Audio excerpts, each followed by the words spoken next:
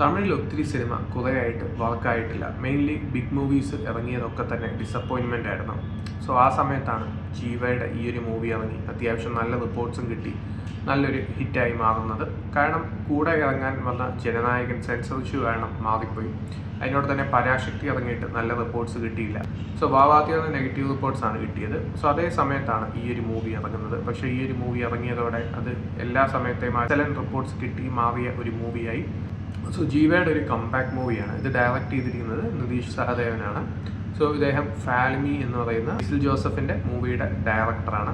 So ഈ ഒരു cinema പറയുന്നത് രണ്ട് വീട്ടുകാർ, ആ ഒരു അപ്പുറത്തും ഇപ്പുറത്തുമുള്ള ഈ ഒരു വീട്ടുകാർ തമ്മിലുള്ള പകയും സംഭവങ്ങളൊക്കെ ആ ഒരു രീതിയിൽ എങ്ങനെയാണ് ഒരു സംഭവം നടക്കുന്ന സമയത്ത് അപ്പോഴത്തെ വീട്ടുകാർ ഇത് യൂസ് ചെയ്യുന്നത്. സോ ഒരു കല്യാണം നടക്കുന്നു, വേറൊരു മരണം നടക്കുന്നു.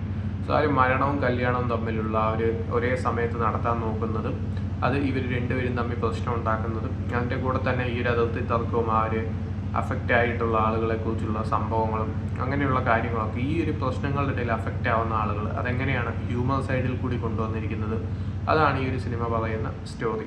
അതുകൊണ്ട് തന്നെയാണ് സിനിമ വർക്കൗട്ട് ആവുന്നത്. കുറേയൊക്കെ ചിരിപ്പിക്കുന്നതുമായിട്ടുള്ള കുറേ സംഭവങ്ങളുള്ള ഒരു നല്ല മൂവിയാണ്. സോ ഇങ്ങനെയുള്ള മൂവീസ് കുറേ ആയിട്ട് മിസ്സിങ് ആയിരുന്നു തമിഴിൽ. അങ്ങനെ ഒരു മൂവി വന്നതാണ് ഈ ഒരു സിനിമയുടെ ഒരു പോസിറ്റീവ് റിപ്പോർട്ട്സ് വരാൻ തന്നെ കാരണം.